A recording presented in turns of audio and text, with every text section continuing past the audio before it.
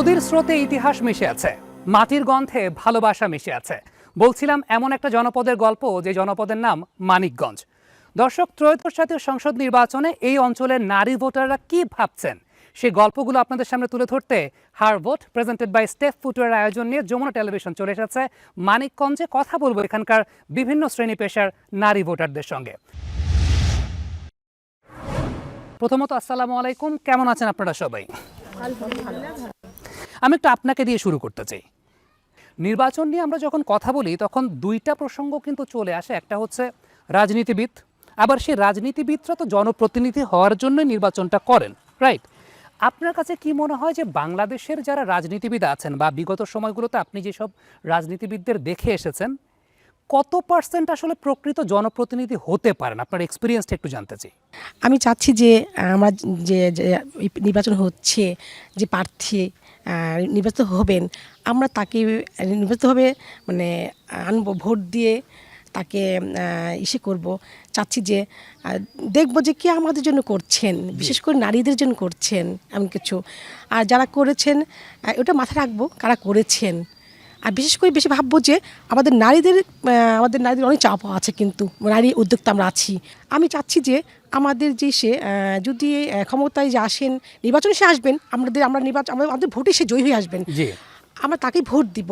এবং তারপরে চাবো যে প্লিজ আমার একটাই চাওয়া যে আমরা যেন খাবারে যে মেডিসিন দিচ্ছি, ভেজাল মিশাচ্ছে, এটা খাবারের জন্য যদি এটা যে মিশাবে ধরা পড়লে এটা অবশ্যই তার জন্য মৃত্যুর জন্য হয় দ্বন্দ্বটা মৃত্যুর জন্য দাবি করা উচিত। এটা আমাদের জন্য খাবারে ভেজাল মিশানো যাবে না, এটা যাচ্ছি। আর রেপ যে করবে, রেপের তার জন্য ফাঁসি হয়। এই দুটো হচ্ছে কি, খাবারে যে সমস্যা সৃষ্টি করবে তার ফাঁসি, আর যদি কেউ রেপ করেন তার ফাঁসি। এই দুটো আমার অনেক দিনের চাওয়া, আর কিচ্ছু না। আপনি নিরাপত্তার ব্যাপারে কথা বলছেন, অর্থাৎ সর্বোচ্চ শাস্তির বিধানের কথা বলছেন, এবং সেই সঙ্গে যারা এই খাবারের ব্যবস্থাপনায় যে ত্রুটিগুলো তৈরি হয়, যারা এই ত্রুটিগুলো তৈরি করছেন তাদের ব্যাপারে আপনি কথা বলছেন যে সর্বোচ্চ শাস্তির বিধানটা করা উচিত। আমি আপনার কাছে ফিরবো আবার। আমি একটু প্রথম ভোটার যিনি আছেন তার কাছে যেতে চাই। আপু, একটা কথা আমরা সোশ্যাল মিডিয়াতে বলি বা গণমাধ্যমে বলি, অনেকেই একটা কথা বলেন, সেটা হচ্ছে ক্ষমতা পাওয়ার পর মানুষের নাকি চরিত্রের বদল হয়। আপনি কি এই কথা বিশ্বাস করেন যে বিষয়টাকে আসলে এরকম হয় সামাজিকভাবে আমরা যারা দেখি? জি, অবশ্যই। প্রথম দিক দিয়ে যখন ভোট নিতে আসে তখন একরকম থাকে, আর যখন ভোটার হয়ে জয়ী হয়ে যায় তারপর অন্যরকম হয়ে যায়। আমি এই জায়গা থেকে আপনাকে যদি জিজ্ঞেস করি, যে আপনাদের ভাষাতেই জিজ্ঞেস করি, আপনারা যেহেতু জেনজি বিলং করছেন, সোশ্যাল মিডিয়া অনেক ইউজ করেন, নির্বাচনের আগে প্রার্থীরা যে প্রমিসটা করেন সেই প্রমিসগুলো কি ভেরিফাইড অ্যাকাউন্টের মতো ভাইব দেয় নাকি ফেক অ্যাকাউন্টের মতো ভাইব দেয়? কেন, একটু এক্সপিরিয়েন্স শেয়ার করতে পারবেন? দুষ্টু লোকের মিষ্টি কথা, মানে মিষ্টি কথার জালে ফাঁসিয়ে এই ভোটগুলো নিয়ে তারপর করা হয়, আর ওইরকম জনগণের প্রতি সেই রকম উন্নয়ন করা হয় না। আসন্ন সংসদ নির্বাচনে যে ভোট দেবেন আপনি, আপনার আসলে প্রত্যাশার জায়গাটা কোথায়? প্রত্যাশা এতটুকুই যে মানিকগঞ্জে যাতে ভালো একটা ইউনিভার্সিটি করা হয়, তারপরে পড়ালেখার সুযোগ সুবিধা আরও বাড়িয়ে দেওয়া হয়, রাস্তাঘাট এগুলো উন্নয়ন করা হয়, এগুলো আমি আপনার কাছে আবারও ফিরবো, আরও বিস্তারিতভাবে ফিরতে চাই। আপু, একটু আপনার কাছে আসতে চাই। আপনি একজন উদ্যোক্তা, আপনি অনেককে চাকরি বাকরি দিচ্ছেন, এবং আমি মনে হয় যে একটা আহ্বানও জানাতে পারি যে মানিকগঞ্জের যারা আছেন, যাদের যোগ্যতা আছে, আপনারা অ্যাপ্লাই করতে পারেন আপুর কোম্পানিতে কাজ করার জন্য। আমি যদি একটু আইরনিক্যালি একটা কোয়েশ্চেন আপনাকে করি, সেটা হচ্ছে যে আপনি একজন উদ্যোক্তা, আপনার কোম্পানিতে অনেক মানুষ কাজ করে। বাংলাদেশের পলিটিশিয়ানদের সামগ্রিক নেচার যেমন আমরা দেখেছি বিগত সময়গুলোতে, এখনও যা দেখি তাদের যে স্মার্টনেসের জায়গা, আপনার কোম্পানিতে যদি পলিটিশিয়ানরা চাকরি করতেন কতদিন সাস্টেন করতে পারতেন? বেশি দিন করতে পারতাম না, কারণ তাদের আসলে কি যে ওই যে একটা কথাই আছে না, মুখে মধু অন্তরে বিষ। তো তারা হচ্ছে ওই টাইপের, তাদের ভেতরে থাকে অন্যরকম চিন্তা। শুধু আমি দেখেছি ম্যাক্সিমাম পলিটিশিয়ানরা খুব মানে স্বার্থপর হয়, তারা নিজের স্বার্থটাই বুঝে, নিজেরা কিভাবে বড় হবে, নিজেদের সব কিছু কীভাবে গড়বে, এটাই বিগত সরকারের আমলে বা বিগত সময়গুলোতে আমরা দেখেছি এর আগে, যে তারা নিজেরাই নিজেদের সব কিছু ঠিক করে, বাট জনগণের জন্য তেমন কিছু করে না। মানিকগঞ্জ ঢাকার খুব কাছে একটা ছোট্ট একটা জেলা, মাত্র 7টি থানা নিয়ে।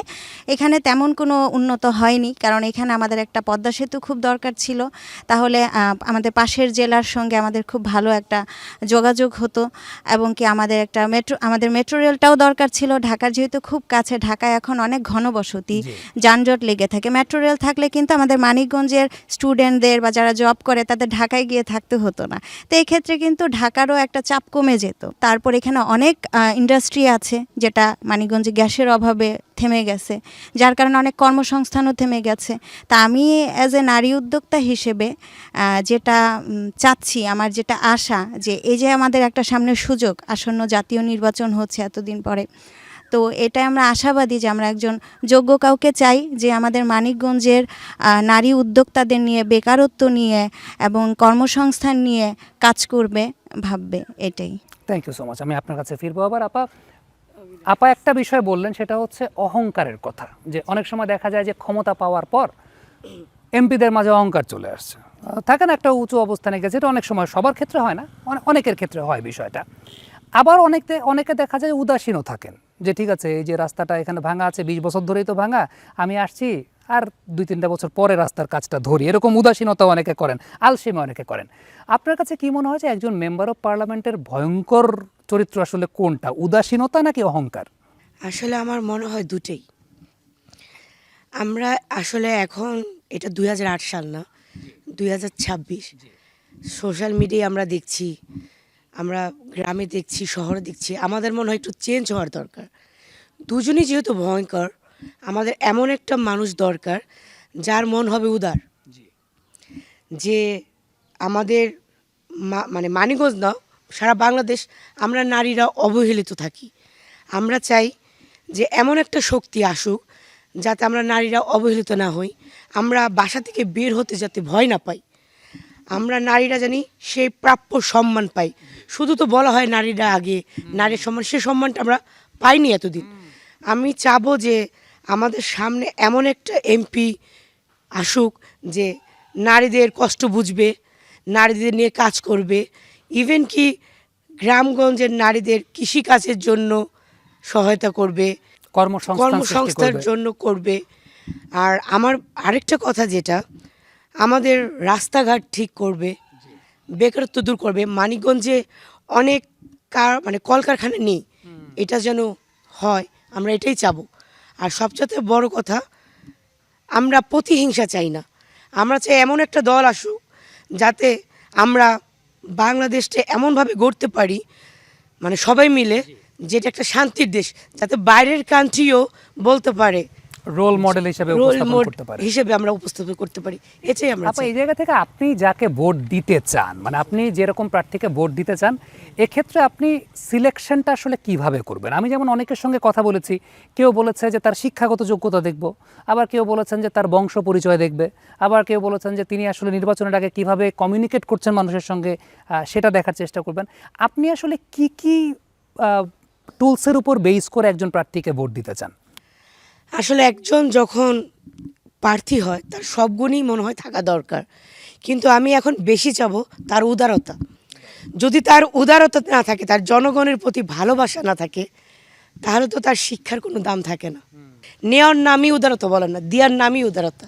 দেয়ার নাম উদারতা। অসংখ্য ধন্যবাদ, চমৎকার কথা আপনি বলেছেন। আপনার কাছে আবার ফিরতে চাই। ম্যাম, একটু আপনাকে দিয়ে আমি এই পার্টটা শুরু করতে চাই, এই জায়গাটা শুরু করতে চাই। সেটা হচ্ছে একটা কথা ওই পাশ থেকে বলছিলেন, সেটা হচ্ছে যে নারীদের নিরাপত্তার কথা বলছিলেন, ইভেন বলছিলেন যে নারীরা এখনও অনেকাংশে পিছিয়ে আছে, সেই কথাটাও বলছিলেন। আমার একটা প্রশ্নের জায়গা হচ্ছে, বাংলাদেশে দুইজন নারী প্রধানমন্ত্রী ছিলেন বিগত সময়গুলোতে, অনেকদিন তারা রুল করেছেন এই বাংলাদেশটাকে। তারপরও যখন এই কথা শুনতে হয় যে নারীরা পিছিয়ে আছেন, এইটাকে রাষ্ট্রের ব্যর্থতা মনে করেন আপনি?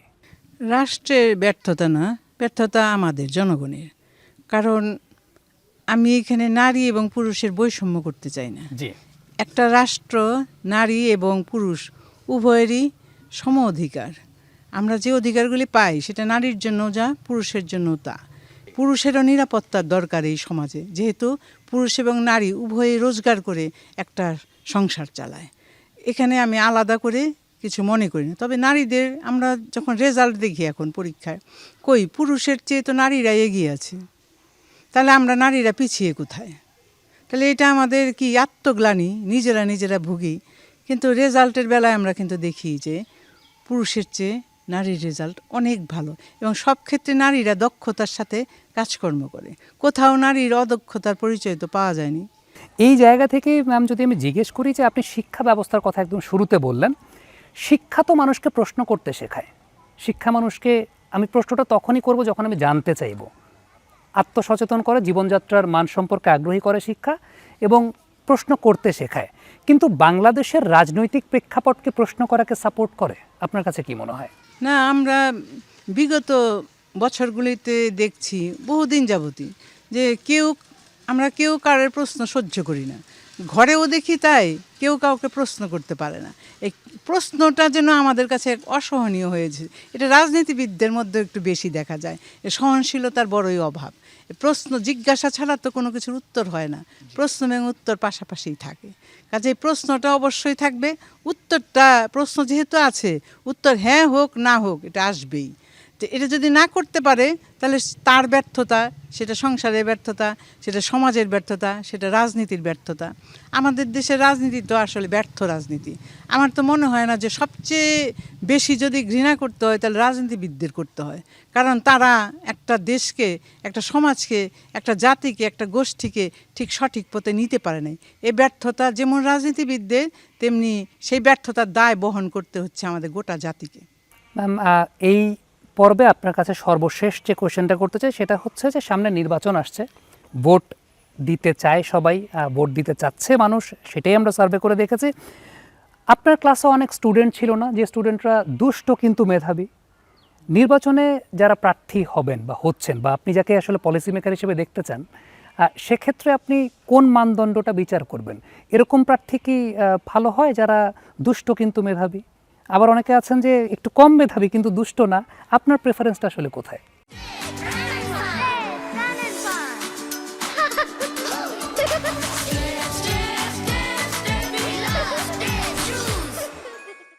আমাদের এই যে প্রিফারেন্স বলে এটা নেওয়ার কোনো সুযোগ নেই, কারণ প্রার্থী দাঁড় করে দেয় রাজনৈতিক দলগুলো, তাদের মধ্যে থেকে আমাদের বাঁচতে হয়।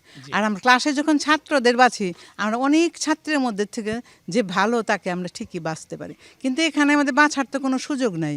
এখানে প্রার্থীকে দাঁড়া করায়, একটা নির্দিষ্ট মার্কা দিয়ে দেয়, তাকে ভোট দিতে হয়। আমাদের ইচ্ছাই হোক অনিচ্ছাই হোক ভোট কেন্দ্রে যেতে হয়, এবং ইচ্ছায় অনিচ্ছাই হোক একটা জায়গায় একটা সিল দিতেই হয়। কাজে আমার মনে হয় মানদণ্ডটা হওয়া উচিত ছিল যে আগে সার্ভে করা রাজনৈতিক দলগুলো নিজেদের মধ্যে, যে কোন প্রার্থীটা আসলে জনগণের জন্য কাজ করতে পারবে, এবং কোন প্রার্থীটা জনদরদি, দেশপ্রেমিক, কোন প্রার্থীটা জনগণের কথা বোঝে, নিজের স্বার্থের চেয়ে অন্যের স্বার্থটা, দেশের স্বার্থটা বেশি বুঝে। এই স্বার্থটা বুঝে যদি কোনো সময় দাঁড়া করায় তো, তাহলে আমাদের মনের আকাঙ্ক্ষা পূর্ণ হতো। মানদণ্ডটা হওয়া উচিত ছিল দেশপ্রেমিক এবং জনদরদি, মোটামুটি শিক্ষিত, এবং অন্যের উপকারে যে লাগে সৎ। এই ছাড়া আমরা প্রার্থী আমরা বুঝি না যে কাউকে দাঁড় করানো উচিত। পরোপকারী এবং সৎ প্রার্থীর কথা আপনি বলছেন, এবং সেই সঙ্গে আরেকটা খুব গুরুত্বপূর্ণ বিষয় ম্যাডাম কথা বলেছেন, সেই কথাটা হচ্ছে যে ইলেকশনের আগে প্রপার সিলেকশনের জায়গাটার যে মানদণ্ডটা, সেই মানদণ্ডটা নিয়ে তিনি কথা বলেছেন। আপা, একটু আপনার কাছে আমি আসতে চাই। সেটা হচ্ছে, একটা কথা বর্তমান সময়ে অনেকেই বলেন, সেটা হচ্ছে সংসারে কথা দিয়ে যখন কেউ কথা রাখে না, তখন অনেক সময় সংসার ভেঙে যায়। এবং বর্তমানে বাংলাদেশে আমরা ডিভোর্স রেট কিন্তু অনেক বেশি মাত্রায় দেখতে পাচ্ছি, আল্লাহ না করুক। কিন্তু রাষ্ট্রের জায়গাটাতে, রাজনীতির জায়গাটাতে যারা কথা দিয়ে কথা রাখে না, তারা তো টিকে থাকে। আপনার কাছে মনে হয় যে সংসারের ব্যাপারটা একরকম হয়, যে কথা দিয়ে কথা না রাখলে সংসার টিকে না, কিন্তু রাষ্ট্রে কথা দিয়ে কথা না রাখা মানুষরা টিকে থাকে। এটার কারণটা কি মনে হয় আপনার কাছে? কারণ হচ্ছে এখানে কেউ, জনগণ যখন ভোটে দাঁড়ায় তারা পাশ করে, তখন জনগণ তাদের কাছে যেতে পারে না, কমিউনিকেশনটা ওই রকম ভাবে হয় না নাগরিকদের সাথে যারা সরকার গঠন করে, তখন তো মনে করেন তাদের মানে দোরকুঠায় যাওয়া যায় না। যাকে ভোট দিতে চান তার কাছ থেকে কোন কোন জায়গায় সমাধান চান এই মানিকগঞ্জের জন্য, আমাদের যে উন্নয়ন করবে মানিকগঞ্জবাসীর জন্য, তারপর জনসেবা, তার কাছে জানি আমরা পৌঁছাইতে পারি সহজেই। আমাদের মানে ঘরের মানুষ হবে, সে একটা বিপদ আপদ হয়েছে, হ্যাঁ আমাদের এইখানকার এমপি আছে, আমরা তার সাথে যায় কথা বলতে পারবো, এমন এক যোগ্য প্রার্থীকে আমরা ভোট দিতে চাই। আপনার কাছে আমি ফিরবো এরপরে। আপা, একটু আপনার কাছে জানতে চাই যে বিষয়টা সবাই বলছিলেন যে কমিউনিকেশনের জায়গাটা, মানে আপনি একজন নাগরিক, আপনি একটা পেশায় কাজ করছেন, আপনার অনেক সুবিধা আছে, অনেক অসুবিধা আছে। একজন জনপ্রতিনিধি যখন বিভিন্ন নির্বাচনী ইশতেহার দিচ্ছেন, তিনি অনেক কিছু উল্লেখ করছেন, অনেক কমিটমেন্ট দিচ্ছেন, বাট কমিটমেন্ট যখন পূরণ হয় না, আপনার কাছে কি মনে হচ্ছে এই জায়গাটায় মাঝখানে আসলে কেমন ব্যবস্থাপনা থাকা উচিত এই কমিউনিকেশনটা মেনটেন করার জন্য? কারণ সাধারণ জনগণ তো সব জায়গাতেই একটা ভোগান্তিতে পড়ে, কমিউনিকেশন মেনটেনের ক্ষেত্রেও ভোগান্তিতে পড়ে। আপনার কাছে কি মনে হয় যে এই জায়গাটায় ব্যবস্থাপনাটা কেমন থাকা উচিত প্রার্থী বা মেম্বার অফ পার্লামেন্ট তার সঙ্গে নাগরিকের? আমরা যখন ভোট দেই, যেমন আমাদের মেম্বার যে প্রার্থী সেটা হলো আমাদের গ্রাম পর্যায়ের কাজ করবে, সেই গ্রাম পর্যায়ে কাজ করে যাবে চেয়ারম্যান পর্যায়ে। তো চেয়ারম্যান পর্যায়ে যখন কাজ করবে সে যাবে এমপি পর্যায়ে কিংবা পার্লামেন্ট পর্যায়ে। তো আমাদের এই গ্রামের যে ফার্স্টলি যে কাজ করবে তাকে আসলে আমাদের গ্রাম পর্যায়ের থেকেই কমিউনিকেশনটা মেনটেন করতে হবে এবং সেখান থেকে মানুষের দুঃখ কষ্টকে বুঝে, তাদের কষ্টের জায়গাটা বুঝে, তাদের মানে অসুবিধার জায়গাটা বুঝে উপরের লেভেলে যে আছে তাকে একটু কমিউনিকেশনের জায়গাটা করে দেওয়া উচিত। এবং সেইখান থেকে আমরা যখন আমরা পার্লামেন্টে যাব তখন আমাদের এই কষ্টগুলো বুঝতে পারবে।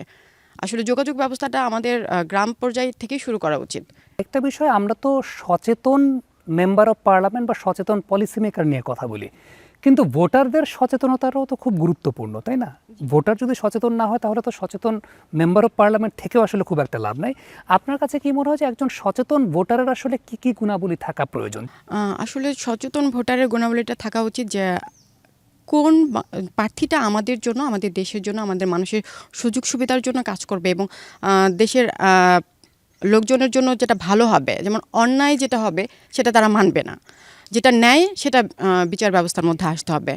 তো সেই ক্ষেত্রে দেখা গেছে যে আমাদের ওই প্রার্থীটাকেই যোগ্য বলে মনে করতে হবে যে আমাদের সর্ব ধরনের সুযোগ সুবিধার জন্য কাজ করবে, সব ধরনের সুযোগ সুবিধার জন্য কাজ করবে। আপনাদের সবাইকে অসংখ্য ধন্যবাদ। এই অংশে আপনাদের কাছ থেকে আসন্ন সংসদ নির্বাচনে আপনারা কি ভাবছেন সেই ব্যাপারে জেনে নিলাম।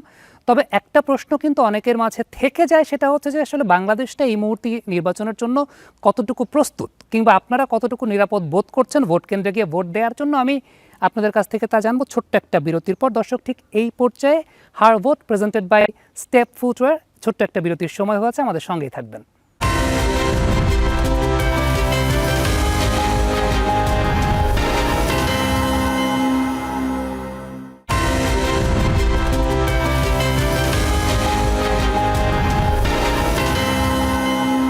হার ভোট প্রেজেন্টেড বাই স্টেপ ফুটওয়্যারের আজকের আয়োজনে যমুনা টেলিভিশন আছে মানিকগঞ্জ জেলায়। কথা বলছিলাম এখানকার নারী ভোটারদের সঙ্গে। প্রাসঙ্গিকভাবে একটা প্রশ্ন চলে আসে, সেই প্রশ্নটা হচ্ছে ত্রয়োদশ জাতীয় সংসদ নির্বাচনের জন্য বাংলাদেশ কতটুকু প্রস্তুত আছে, নারী ভোটার যারা আছেন তারা কতটুকু নিরাপদ বোধ করছেন ভোট দেওয়ার জন্য। আপনাকে দিয়ে শুরু করতে চাই। সামনের 12 তারিখ নির্বাচনের ডেট ফিক্স হয়েছে, 12ই ফেব্রুয়ারি। কতটুকু নিরাপদ বোধ করছেন এই মুহূর্তে ভোট দেওয়ার জন্য? বাংলাদেশ নির্বাচনের জন্য কতটুকু প্রস্তুত আছে? আমরা আলহামদুলিল্লাহ প্রস্তুত আছি, মনে হচ্ছে যে নির্বাচন হবে, ভোট দেব, এই তো। আর আপনার কাছে কেন মনে হয় যে এই মুহূর্তে দেশে একটা নির্বাচন প্রয়োজন, এটা কেন মনে হয়? হ্যাঁ, নির্বাচন হওয়া প্রয়োজন কেন? আমরা যে গত 17 বছরে কিন্তু অনেকেই আমরা ঠিকমতো ভোট দিতে পারিনি। আমরা চাচ্ছি যে একদম আমাদের মনের মতো একজনকে ভোট দেবো আমরা এই প্রথম 17 বছর পর। এর জন্য মনে হচ্ছে যে নির্বাচন হওয়া উচিত। এটা কি এক ধরনের উৎসব মুখরতা কাজ করছে বিষয়টা কি সেরকম? হ্যাঁ, অবশ্যই অবশ্যই, সত্যি কথা। আমার মেয়েটা ফার্স্ট ভোটার, ও ভোট দেবে, ও অনেক খুশি, আম্মু আমি ভোট দেবো। আম্মু আমি শুনবো না কাকে দিব, তুমি বললে শুনবো না, আমি আমার মতো দেবো, যাকে ভালো লাগে তাকে দেবো, যে কিছু করে তাকে দেবো। আমি তো বুঝি আম্মু আমাদের জন্য কি করবেন, তাকে সিলেক্ট করেছি আম্মু মনে মনে। আমি ঠিক আছে, আমি সমাজসেবা কাজ করি, আমি এটা ওই ধরনেরই পছন্দ করেন যে মানিকগঞ্জে কে আমাদের দিকে তাকাবেন, কে আমাদেরকে হেল্প করবেন, আমাদের মহিলাদের একটু সাপোর্ট নেবেন। আমাদের মানিকগঞ্জে আমি যে কাজ করি, পদ্মাচরে গিয়েছি, যে দুর্গাপুরে গিয়েছি, অসম মানুষদের পাশে থেকেছি। আমার মেয়ে বললাম আম্মু কে করতে পারে, কোন এমপি হলে সে কাজটা করতে পারে, তুমি বিবেচনা করো। ঠিক আছে আম্মু, ভোটটা আমি দেবো তাহলে, ওই দিকে বুঝে আবার। এনিওয়েজ, আমি আপনার কাছে আবার ফিরবো। আপু, ত্রয়োদশ জাতীয় সংসদ নির্বাচনের জন্য কতটুকু প্রস্তুত মনে হচ্ছে, আপনি কতটুকু নিরাপদ বোধ করছেন ভোট দিতে যাওয়ার জন্য? আরেকটা বিষয় হচ্ছে এই মুহূর্তে ইলেকশনটা কেন প্রয়োজন বলে মনে হয়? প্রয়োজন আমাদের নারীদের উন্নয়নের জন্য, রাস্তাঘাট সবকিছু ঠিকঠাক করার জন্য। প্রথমবার ভোট দিবেন, জি, প্রথমবার। এটার সামগ্রিক অনুভূতিটা আপনার কাছে কেমন হচ্ছে? বাসায় কি সবাইকে বলতেছেন যে আমি বড় হয়ে হ্যাঁ, গেছি? বড় হয়ে গেছি, ভোট দেবো, এবার প্রথম ভোট দিব, অনেক আনন্দ উচ্ছ্বাস লাগছে। অনেক আনন্দ উচ্ছ্বাস। বাসার লোকজন কি বলে এটার প্রেক্ষিতে? বাসার লোকজনও বলতেছে যে ভালো কাজ করবে, যে উন্নয়নমুখী কাজ করবে, দেশ এবং সমাজের উন্নয়ন করবে, তাকেই ভোট দেওয়ার জন্য বলতেছে। দেশ এবং সমাজের উন্নয়ন করবে তাকে ভোট দেওয়ার জন্য, এবং অবশ্যই আপনার চয়েসটা তো আপনি নিজেই করবেন শেষ পর্যন্ত। আপনাদের জেনারেশনটা অনেক স্মার্ট, সেই বিশ্বাসটা আমরা করি। আপা, আসন্ন নির্বাচনের জন্য বাংলাদেশকে কতটুকু প্রস্তুত মনে হচ্ছে নিরাপত্তা ব্যবস্থার দিক থেকে এই মুহূর্তে? আরেকটা বিষয়, সেটা হচ্ছে গণতান্ত্রিক সরকার ব্যবস্থা কেন এই মুহূর্তে প্রয়োজন বাংলাদেশে? নির্বাচনের জন্য বাংলাদেশকে এখন প্রস্তুত মনে হচ্ছে না। এখন মোটামুটি সবাই প্রস্তুত, কারণ আমরা অনেক দিন ধরে আমাদের একটা গণতান্ত্রিক ভোট, আমাদের গণতান্ত্রিক অধিকার, এটা থেকে আমরা অনেকেই বঞ্চিত হয়েছি। তো এবার আমরা সবাই খুব আশাবাদী এবং আমরা খুবই আনন্দের সঙ্গে আশা করছি যে ভোট দিতে যাব ভোট কেন্দ্রে। আপা, এই মুহূর্তেই বাংলাদেশের নির্বাচনটা কেন জরুরি বলে মনে করেন? দেশের উন্নতির জন্য অবশ্যই একজন নির্বাচিত গণতান্ত্রিক সরকার দরকার। গণতান্ত্রিক সরকার না হলে সে জনগণের কথা বুঝবে না, আমরা জনগণরা কথা বলতে পারবো না। যার কারণে আমাদের গণতান্ত্রিক সরকার দরকার। বাংলাদেশে আবার সুন্দরভাবে সুষ্ঠুভাবে নির্বাচন দরকার, এবং কি আমরা আশাবাদী যে আমাদের দেশের আরও উন্নতি হবে, নিরাপত্তাহীনতায় আমরা ভুগবো না, আমাদের দেশটা আরও সুন্দরভাবে গড়ে উঠবে। আপনি একদম সামারি যদি আমি করে দিই, তাহলে প্রশাসনিক কাঠামোটাকে সচল রাখার জন্য এই মুহূর্তে গণতান্ত্রিক সরকার ব্যবস্থা প্রয়োজনীয়তার কথা বলছেন। আপা, 12ই ফেব্রুয়ারি নির্বাচনের ডেট ফিক্স করা হয়েছে। কি মনে হচ্ছে যে বাংলাদেশ এই মুহূর্তে নির্বাচনের জন্য কতটুকু প্রস্তুত, আর নির্বাচিত সরকার ব্যবস্থা বাংলাদেশে এই মুহূর্তে কেন দরকার? আমার মনে হয় সব জায়গায় তো আমাদের দেখাশোনা হচ্ছে। আমার মনে হয় নির্বাচন এবার সুষ্ঠু হবে ইনশাল্লাহ, কারণ বিগত 17 বছর আমরা ভোট দিতে পারিনি।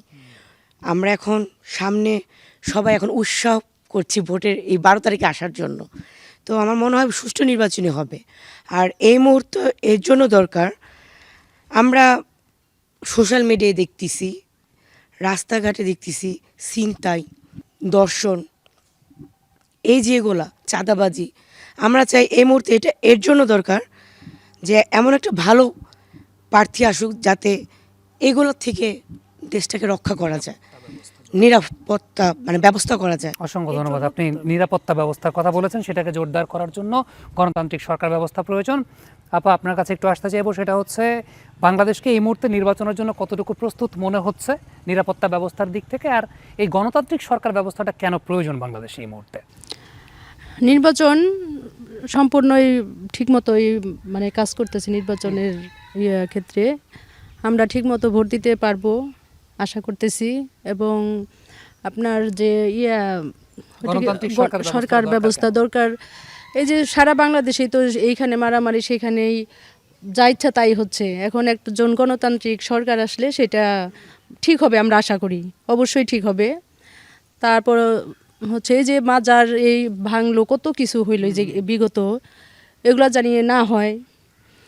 তারপর সবাই মিলেমিশে কাজ করবে, আমরা এটাই চাই। এককেন্দ্রিক যাতে না হয়, যেই আসুক সরকার জানে এককেন্দ্রিক না হোক। আপনিও নিরাপত্তা ব্যবস্থা নিয়ে কথা বলেছেন। ম্যাডাম, আপনাকে জিজ্ঞেস করব যে নির্বাচনের জন্য বাংলাদেশকে কতটুকু নিরাপদ মনে হচ্ছে আসলে, বা কতটুকু প্রস্তুত মনে হচ্ছে? আপনারা কতটুকু নিরাপদ বোধ করছেন ভোট দিতে যাওয়ার জন্য? আরেকটা বিষয়, সেটা হচ্ছে যে গণতান্ত্রিক সরকার ব্যবস্থাটা বাংলাদেশে কেন প্রয়োজন? আমরা নির্বাচনের প্রত্যাশী, নির্বাচন চাই, কিন্তু নির্বাচনের জন্য প্রস্তুতিটা নিয়ে নির্বাচন অফিস বা নির্বাচনী কর্মকর্তা সেই দিক থেকে ঠিক আছে যে নির্বাচন হবে, দিনক্ষণ সবই ঠিক আছে। আমরা যাতে নির্বাচন অংশগ্রহণ করতে পারি, সুষ্ঠু নির্বাচন যাতে হয়, নিরাপত্তা বজায় রেখে যাতে হয়, সেই ব্যবস্থা সরকার কতটুকু নেবে তার উপরে আমাদের উপস্থিতিটা নির্ভর করবে। আর আমরা দেখি একটা জিনিস, যে প্রশ্নই করেন সেই প্রশ্নের মধ্যে কিন্তু রয়ে গেছে আমাদের কোনো সরকারেরই, কি এই সরকার কি গণতান্ত্রিক সরকার, কোনো সরকারের জবাবদিহিতাটা নেই। এই জবাবদিহিতা না থাকার কারণে আমাদের দেশে বারবার এইরকম একটা বিপর্যয়ের সৃষ্টি হয়। আমরা চাই জবাবদিহিমূলক একটা সরকার গঠিত হোক, এবং আমরা সেই সরকারকেই ভোট দেব যার মধ্যে জবাবদিহিতা আছে এবং থাকবে, এবং তারা পূর্ণভাবে আমাদের রাষ্ট্রকে পরিচালনা করবে সুন্দর দৃষ্টিতে। অসংখ্য ধন্যবাদ, অসংখ্য ধন্যবাদ ম্যাম। আপনার একদম সুদূর প্রসারী চিন্তার জন্য। আপা, আপনার কাছে কি মনে হয় যে বাংলাদেশ এই মুহূর্তে নির্বাচনের জন্য কতটুকু প্রস্তুত, আর গণতান্ত্রিক সরকার ব্যবস্থাটা কেন প্রয়োজন এই মুহূর্তে? এই মুহূর্তে আমার মনে হচ্ছে যে মানে আমার অপিনিয়ন থেকে বলি যে আমি ভোটার হয়েছি এর আগে, বাট ভোট দিতে পারিনি, ভোট কেন্দ্রে গিয়ে দৌড়ে পালিয়ে আসতে হয়েছে। তো আমি মনে করছি যে এবার আমরা মানে শান্তিপূর্ণভাবে ভোট দিতে পারবো।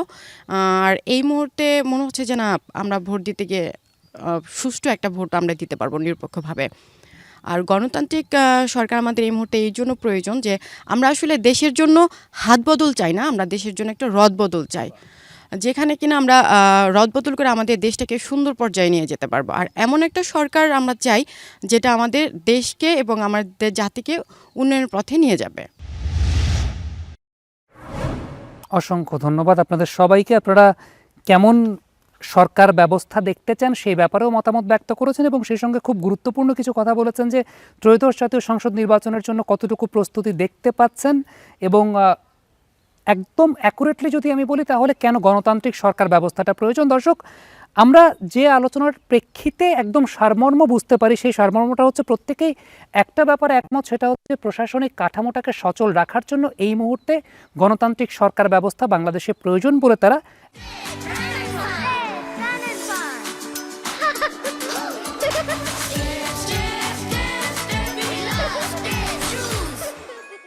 একদম একমত পোষণ করেছেন। হারভোট প্রেজেন্টেড বাই স্টেপ ফুটওয়্যারের আয়োজনে আরও একটা ছোট্ট বিরতির সময় হচ্ছে। বিরতির পর আবারও ফিরছে, আমাদের সঙ্গে থাকবেন।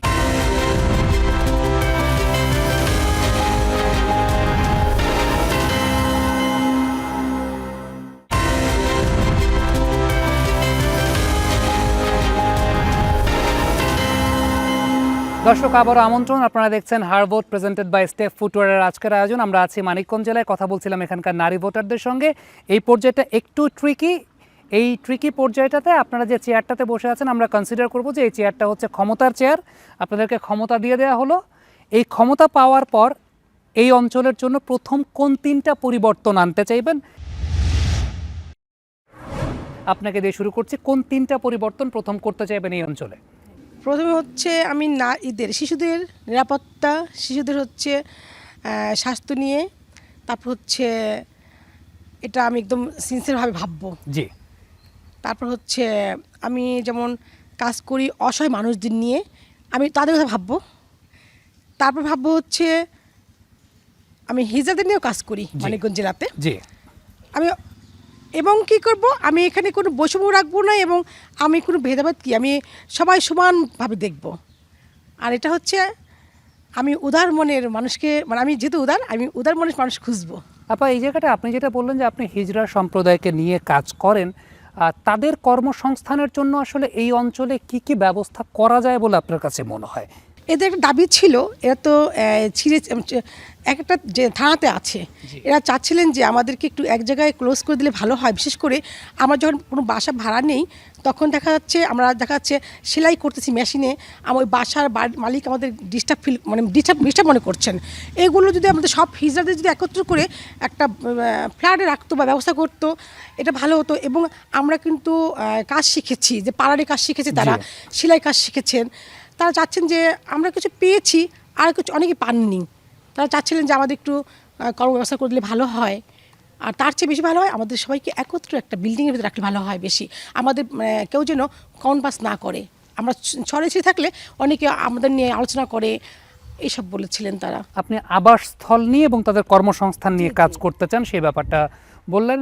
আপা, আপনাকে ক্ষমতা দিয়ে দেওয়া হলে আপনি এই অঞ্চলের জন্য প্রথম কোন 3টা পরিবর্তন করতে চাইবেন? আমি পরিবর্তন করতে চাই, শিক্ষাক্ষেত্রে পরিবর্তন করতে চাই, মাদকাসক্তি নির্মূল করতে চাই, যাতে কোনো ভাই বা বোন কেউ যাতে মাদকাসক্তি আসক্ত না হয়ে পড়ে।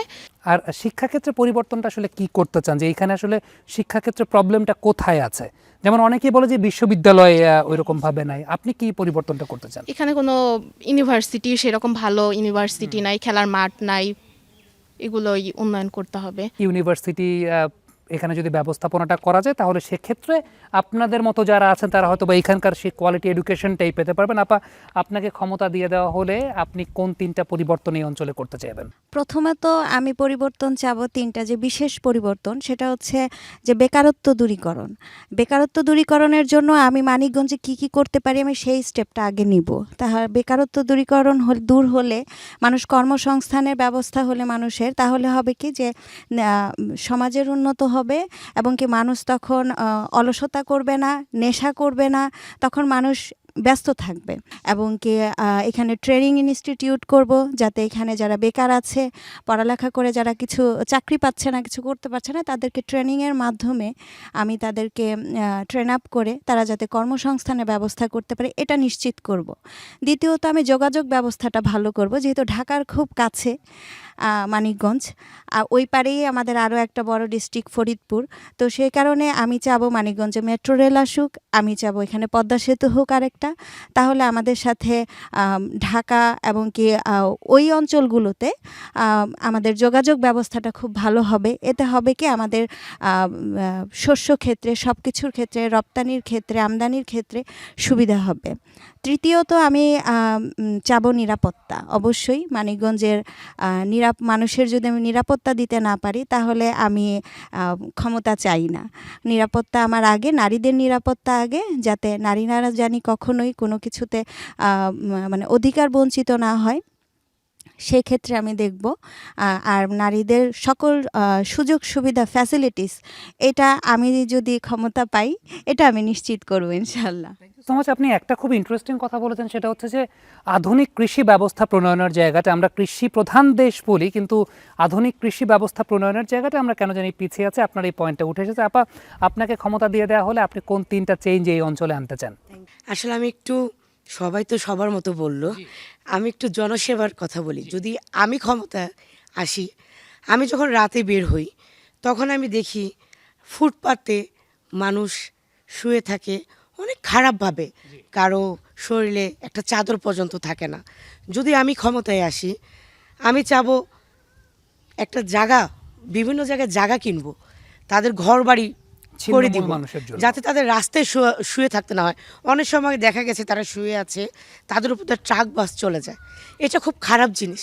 বেয়ারিশ লাশের মতো কাটা ঘরে পড়ে থাকে, গণভাবে কবর দেওয়া হয়, তাদের ফ্যামিলিও পায় না। প্রথম আমি এটা আগে সংস্কার করব। দ্বিতীয়ত নদী ভাঙ্গন, এটা আমি সংস্কার করব। তারপর রাস্তাঘাট, আমার রাস্তাঘাটই যদি ভালো না থাকে, সেখানে চলাফেরাই যদি ভালো লাগে, তাহলে আমি কি উন্নয়ন করলাম? কেন আমি মন্ত্রিত্ব চেয়ার পাবো? আর তৃতীয়ত, আমার শহরের আমি প্রশাসনিক দিকটা তুলে ধরবো, যাতে কোনো মা বোন অবহেলিত হলে, অত্যাচার হলে সেটা নিয়ে সুষ্ঠুভাবে বিচার হয়।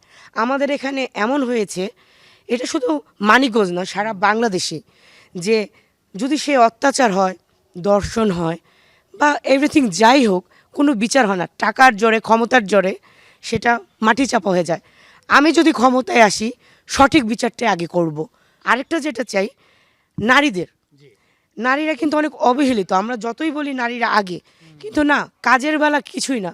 আমি চাই মানিকগঞ্জ শহরে যদি আমি নেতৃত্ব পাই, বিভিন্ন কলকারখানা করব, যাতে নারীরা 2 মুঠো ভাতের জন্য, অভাবের জন্য খারাপ দিকে না যাইতে হয়। তারা যেন মানুষের কাছে অবহেলিত না হয়, তারা যেন কাজ করতে পারে তাদের সন্তানদের। আমরা যেমন, আমাদের কাছে যেমন যারা মানে স্বাবলম্বী, তারা অনেক বাচ্চাদের অনেক কিছু চাইলে দিতে পারি। অনেক মা আছে মানে গরিব, তারা দিতে পারে না। এর জন্য আমি এমন কলকারখানা করতে চাই যাতে তারা কাজ করে তাদের বাচ্চাদের একটু সার্থিকভাবে আগাতে পারে। এটাই আমার ইচ্ছা। কর্মসংস্থানের কথা বলেছেন, নিরাপত্তার কথা বলেছেন, এখানকার যোগাযোগ ব্যবস্থার কথা বলেছেন, ছিন্নমূল মানুষের আবাসস্থলের কথা বলেছেন, অনেকগুলো গুরুত্বপূর্ণ পয়েন্টের কথা এসেছে। আপনাকে যদি ক্ষমতার চেয়ারে বসিয়ে দেওয়া হয়, ধরেন ক্ষমতার চেয়ারে বসায় দিলাম, প্রথমত আপনি তো আমাকে আপনার অ্যাসিস্ট্যান্ট হিসেবে রাখবেন, সেটা আমি জানি, আপনার হাসি দেখে বুঝতে পারতেছি, কিন্তু তারপরে আপনি কোন 3টা চেঞ্জ এই অঞ্চলে আনতে চান? আমি এখানের রাস্তাঘাট খুবই খারাপ মানিকগঞ্জের, সেটা চেঞ্জ করব। আমাদের এইখানে বাচ্চাদের খেলার একটা শিশু পার্ক নাই। তারপর হচ্ছে মানে মার্কেটিংটা খুব খারাপ, বেহাল অবস্থা মানিকগঞ্জের, সেগুলা ঠিক করব। তারপর হচ্ছে অন্ধদের একটা, তাদের বাসস্থান দরকার, যারা অন্ধ আছে তাদের একটা কর্মসংস্থা করে যাতে থাকতে পারে এইরকম। পক্ষাঘাতগ্রস্ত যারা আছেন যারা আছে, তাদের জন্য আপনি কাজ নদী করতে ভাঙন, চান। জি, তারা অনেক কষ্ট করে, যে প্রতি বছরই নদী ভাঙনে মানুষ মারা যাচ্ছে, ঘর বাড়িতে ভিটা বাড়ি ছাড়া আরেক জায়গায় যেতেছে, সেই দিকে আমি খেয়াল রাখবো অবশ্যই। আর প্রথমে আপনাকে একটা কথা বলছিলাম, আপনি সেখানে মানা করেন না, তার মানে আমি ধরে নিতে পারি যে আপনি ক্ষমতা পাইলে আমার চাকরি কনফার্ম আপনার পিএস হিসেবে। ম্যাম, আপনাকে যদি একটু জিজ্ঞেস করি যে শিক্ষকরা তো এমনিই ক্ষমতাবান থাকেন, শিক্ষকদের ক্ষমতা অনেক থাকে, তারাই জাতি করেন, তারা মেধা গড়ার কারিগর থাকেন, কিন্তু আপনাকে যদি সত্যিকারের অর্থে প্রশাসনিকভাবে ক্ষমতাবান করা হয়, আপনি প্রশাসনের দায়িত্ব পেলেন এই অঞ্চলে, পলিসি মেকার হলেন, আপনি কোন 3টা চেঞ্জ প্রথমে আনতে চান? যেহেতু আমি শিক্ষার দিকের ক্ষমতা পেয়ে গেলাম, সেই জন্য মানিকগঞ্জের আমি শিক্ষা ব্যবস্থাটা সাথে কর্মসংস্থানের ব্যবস্থা করব। এখন শিক্ষার ব্যাপারে আমার কথা হচ্ছে যে, যেমন প্রাচীরের ভিত যদি শক্ত না হয় তাহলে উপরে গেলে প্রাচীর ভেঙে পড়ে। সেজন্য প্রাইমারি সেকশনের শিক্ষাটা মজবুত হওয়া সবচেয়ে বেশি জরুরি।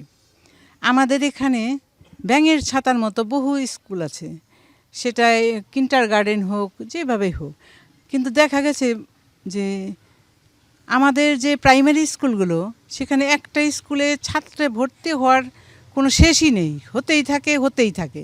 কিন্তু অন্য কিছু স্কুলগুলো যে সেগুলো কিন্তু পড়ে আছে, সেখানে কোনো শিক্ষার্থী নেই, টিচাররাও বসে থাকে।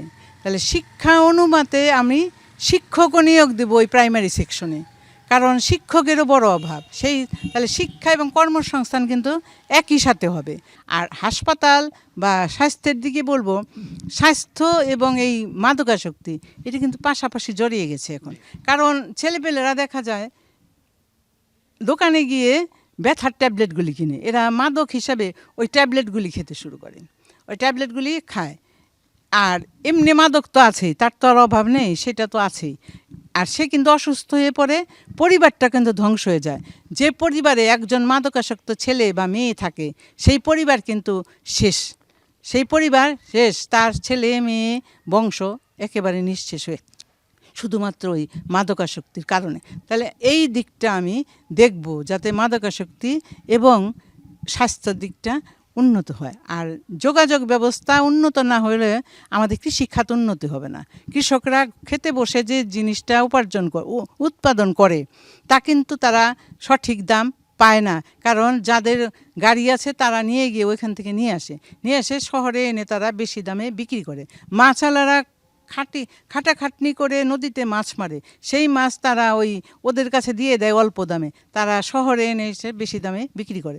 কিন্তু যোগাযোগ ব্যবস্থার যদি উন্নতিটা হতো, রাস্তাঘাটগুলি যদি ভালো থাকতো, তাহলে আমাদের এই গরিব চাষি জেলেরা এগুলি নিয়ে নিজেরাই শহরে বিক্রি করতে পারতো। আমার হলে পরে আমি যদি ক্ষমতা পাই, আমি অবশ্যই এই 3টা জিনিসের দিকে নজর রাখব। Thank you so much madam. আপা, আপনাকে যদি ক্ষমতার চেয়ারে বসে দেওয়া হয়, কোন 3টা চেঞ্জ এই অঞ্চলের জন্য একদম ইমিডিয়েটলি আপনি করতে চান? প্রথমত শিক্ষা ব্যবস্থার উপর, এর আগে সবাই অনেকে বলে গেছেন শিক্ষা ব্যবস্থা, তো এটাকে নতুন করে শিক্ষা ব্যবস্থা কেমন হওয়া উচিত সেটা বলতে চাই না, কারণ আমাদের এর আগে যে ম্যাডাম ছিলেন উনি বলে গেছেন যে একদম বেসিক যে শিক্ষাটা, আসলে আমরা শিক্ষার জন্য আমাদের ছেলেমেয়েদেরকে স্কুলে পাঠাই, আসলে ও পরিপূর্ণ শিক্ষা পাচ্ছে কিনা, স্কুলে যাচ্ছে কিনা, ক্লাস করছে কিনা, এদিকে আমাদের কারোর খেয়াল থাকে না। তো শিক্ষা ব্যবস্থার উপরে জোর দেওয়া হবে এবং জোর দিতে চাই। এবং সেই সাথে হলো নিরাপত্তার যে ব্যবস্থাটার কথা বলা হয়েছে, সেখানে বলা হয়েছে যে শুধু নারীদের নিরাপত্তা, এখানে নট অনলি নারী, এখানে আমরা কিন্তু ভাইয়েরা যারা আছেন তারাও কিন্তু নিরাপত্তাহীনতায় ভোগে। তো নারীদের সাথে সাথে আমি ভাইদের বা অনেক আরও যে মানুষগুলো আছে, জনগণ আছে, এদের নিরাপত্তার কথা চিন্তা করতে হবে। প্রশাসনিক ক্ষমতার যে বেসটা সেটা বাড়াতে হবে এখানে, সেটার দিকে দেখবো। আর যোগাযোগ ব্যবস্থার কথা, তো সেটা যোগাযোগ ব্যবস্থা ভালো হলে আমাদের কৃষি এবং তৃণমূল পর্যায়ের মানুষদের জন্য উপকার হবে এবং অসহায় মানুষদের জন্য আমি কাজ করতে চাই। তো সবগুলো মিলে শিক্ষা, নিরাপত্তা, চিকিৎসা যে বিষয়টা আছে, সেটা যেমন আমাদের দালাল চক্রে আমাদের হসপিটালগুলো ভরে গেছে। একজন ডক্টরের কাছে আমরা যদি যাই, সেক্ষেত্রে আমাদেরকে ফার্স্টলি ভিজিট দিতে হয়, আবার তারা আমাদেরকে যে ট্রিটমেন্টগুলো দেয়, যে মানে পরীক্ষাগুলো দেয়, সেগুলো দেখাতে গেলেও আমাদেরকে আবার সেকেন্ড টাইম আমাদের ভিজিট করতে হয়। তো এটা একটা মানুষের জন্য, একটা গরিব মানুষের জন্য অনেক কষ্টকর। এখানে যদি আমাদের ডক্টরদের উপরে কিংবা হাসপাতালগুলোর উপরে, ক্লিনিকের উপরে যদি জোর দেওয়া হয়, তাহলে আমরা গরিব মানুষ যারা তারা খুব ভালো মতো চিকিৎসা সেবা পাবো এবং এতে আমাদের জন্য অনেক উপকার হবে। তো আমি এই বিষয়টার উপরে দেখতে চাই। আর শিক্ষা, চিকিৎসা, নিরাপত্তা এবং রাস্তাঘাটের উন্নয়ন সব কিছু মিলে, হ্যাঁ, যোগাযোগ ব্যবস্থা, কৃষি, সব কিছুই দেখতে চাই। অসংখ্য ধন্যবাদ। আপনিও আর একটা খুব গুরুত্বপূর্ণ পয়েন্ট বলেছেন, সেটা হচ্ছে যে চিকিৎসা ক্ষেত্রে দালাল চক্রের যে একটা প্রবলেমের জায়গা থাকে, যেটার জন্য সাধারণ মানুষ ভুক্তভোগী। আপনারা প্রত্যেকেই চমৎকার কথা বলেছেন। অসংখ্য ধন্যবাদ আজকে যমুনা টেলিভিশনকে সময় দেওয়ার জন্য। অত্যন্ত প্রখর রোদের মাঝেও আপনারা সময় দিয়েছেন, কিন্তু আমার কাছে ব্যক্তিগতভাবে মনে হয় যে আপনাদের কথার যে প্রখরতা ছিল, সেই কথার প্রখরতাগুলো যদি কেন্দ্র পর্যন্ত পৌঁছায়, নীতি নির্ধারণী পর্যায়ে যারা আছেন, আপনাদের কাছ থেকে অনেক সাজেশন নিতে পারেন। অসংখ্য ধন্যবাদ আজকে আমাদেরকে সময় দেওয়ার জন্য। দর্শক, আমরা মানিকগঞ্জের এই আয়োজনে অনেকগুলো বিষয় নিয়ে কথা বলেছি এবং যেমনটা বলছিলাম যে সূর্য যেমন তেজস্বী হয়ে প্রখরতা দিচ্ছে, ঠিক তেমনিভাবে এখানকার মানুষের যে কথাগুলো আছে, প্রাণের দাবিগুলো আছে, সেগুলো যদি প্রখর হয়ে কেন্দ্র পর্যন্ত পৌঁছায়, দিন শেষে এই জনপদটা এগিয়ে যাবে। বাংলাদেশের প্রত্যেকটা জনপদ যদি এগিয়ে যায়, বাংলাদেশটা উন্নতির দিকে এগিয়ে যাবে, পুরো বিশ্বের কাছে বাংলাদেশ রোল মডেল হিসেবে উপস্থাপিত হবে। দর্শক, আগামী পর্বে আপনাদের সঙ্গে দেখা হয়ে যাবে নতুন কোনো জায়গায়, নতুন কিছু মানুষের সঙ্গে। সে পর্যন্ত আশা করছি সবাই ভালো থাকবেন, সুস্থ থাকবেন, সর্বোপরি নিরাপদে থাকবেন।